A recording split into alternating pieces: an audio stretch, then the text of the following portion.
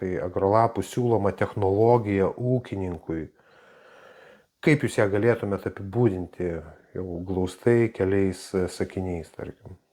Šitą informaciją neatsiranda per vieną naktį, tai mūsų, gal sakykime, kokių 5 metų darbas. Ir ta technologija paremta užsienio konsultantų žiniomis, tai yra amerikiečio Johno Kempo, taip pat konsultanto Joel Williams, kuris ir buvo atvykęs į Lietuvą vieną kartą. Ir dar pridėsiu, kad mokslininkės Kristen Jones.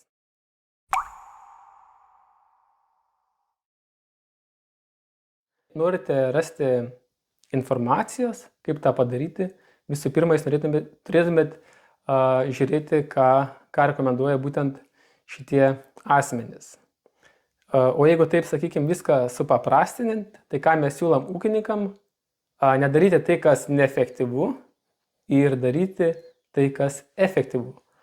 Ką agrolapai prideda prie viso šito, sakykime, paketo taip, kad mes tikime, kad derliaus priedą per produktus galime gauti tik tais su makro ir mikro elementais. Nes ir kaip minėjau, jeigu augalui trūksta ir jis gauna prieinamą formą, augalas auga geriau, jis yra kokybiškesnis ir jis duoda didesnį derliaus priedą ūkininkui.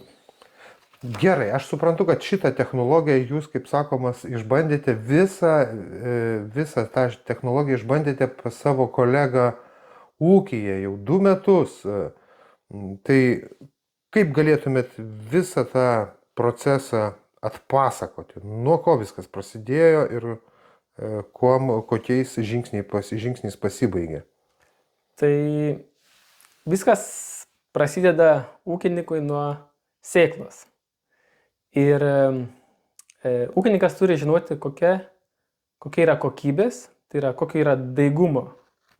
Nes jeigu to jis nežino, jis spėja. Ir automatiškai tas užprogramuota, kad jis praranda pinigus. Tai vienas dalykas. Po to mes apveliame sėklas Vokietijos įmonės produktais.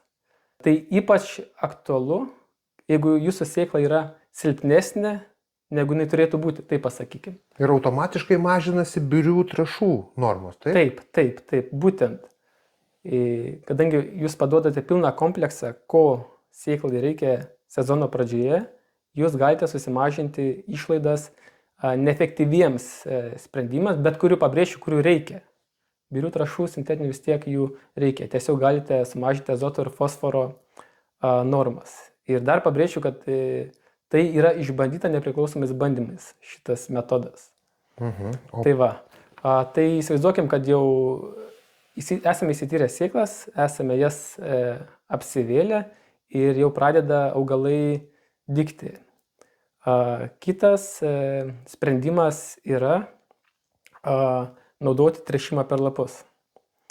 Ir kaip ir minėjau, sezono pradžioje, anksti pavasarį, šaltą pavasarį, praktiškai visų makro ir mikroelementų augalui trūksta. Tai naudojame tręšimą per lapus, mūsų atveju Soltech produktais. Kurie yra skystos formos. Taip, kurie yra skystos formos. Dažniausiai ūkininkai juos naudoja kartu su panaudodami herbicidą. Tai reiškia papildomai nekainuoja važiavimas. Ir lengvai maišosi. Taip, tai ir ypač svarbu, kad nereaguoja. Ir tada jau sezono metu, kaip augalai yra paaugę, tam, kad sutaupyti pinigus, neišlaidauti be reikalo, jūs turite žinoti, arba ūkininkai turi žinoti, kokių elementų pas jūs yra per daug ir kokių per mažai. Ir pagal tai efektyviai susidedate tręšimo planą. Bet tam, kad padarytumėm taip, mes turime išsitirti. Teisingai. Tręšimų paslauga, kuri tyria augalo lapus. Ir sezono pabaigoje? Ir sezono pabaigoje taip pat įsitiriame lapus. Ir ką ūkininkai pamatys, kaip ir minėjau, kad jiems trūks turbūt azoto ir kalio, bet ir kitų elementų. Ir jeigu įsivaizduot, kad tas medžiagų poreikis sezono pradžioje yra visiškai minimalus, nereikia tiek daug, bet ta kreivė, jinai eksponentiškai auga į sezono pabaigą. Tai ūkininkai turi surasti sprendimus būtent šiam etapui, ką mes siūlome ir ką konsultantai siūlo, kad šitą poreikį galime uždengti azoto ir kalio trąšomis per lapus. Aha, ir dar svarbus dalykas, kad jūs visą tai išbandėte. Tai kokie rezultatai, tokie bendrai paėmus, jau apibendrinant jūsų nuomonę? Aišku, ūkininkams įdomiausia derlius, tai praeitais metais rapso buvo apie 3 tonas iš hektaro, o kviečių apie 8. Gal čia nėra, sakykime, kažkokie rekordai, bet kas labai svarbu paminėti, kad visa tai buvo gaunama su palyginomis gan mažomis išlaidomis. Nebuvo tiek daug išleista kaip įprasta sintetiniam trąšom. Dar mūsų buvo tikslas gauti kuo didesnį saiko svorį. Tai reiškia didesnį grūdą. Ir kadangi ūkininkas turi visus duomenis, tai aš galiu patvirtinti, kad tas saiko svoris buvo apie 81. Kas paminėsiu ekstra klasėje reikia 78. O bendrai klasė grūdų buvo 2. Tai vadinasi, vis tiek išlaidos buvo mažesnės ir pelningumas didesnis, vis tiek gavosi. Toks ir rezultatas turbūt pats svarbiausias. Aišku, dabar dar tik tai praėjo 2 metai ir mes toliau tęsime tuos darbus, bet, sakykime, tie pirminiai signalai yra gan pozityvus, bet dar daug darbo reikia padaryti.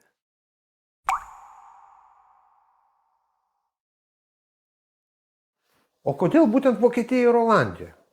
Na, turbūt, kad šios abi šalys turi ilgametės žemės ūkio tradicijas ir pasižymi savo inovatyvumu. Tai turbūt nesutapimas, kad neradome šių produktų, tarkim, kaip pavyzdys Lenkijoje, Ispanijoje ar Turkijoje, o būtent Olandijoje ir Vokietijoje. Ir kalbant apie Lietuvos ūkininkus, jie labai mėgsta vokišką techniką. Tai yra, sakykime, kokybės standartas. Ir mes einame su produktais sėklos apėlimui kaip aukštesnės kokybės standartų. Kas liečia Olandiją, tai ūkininkai perka sėklas ir taip pat produktus ir techniką.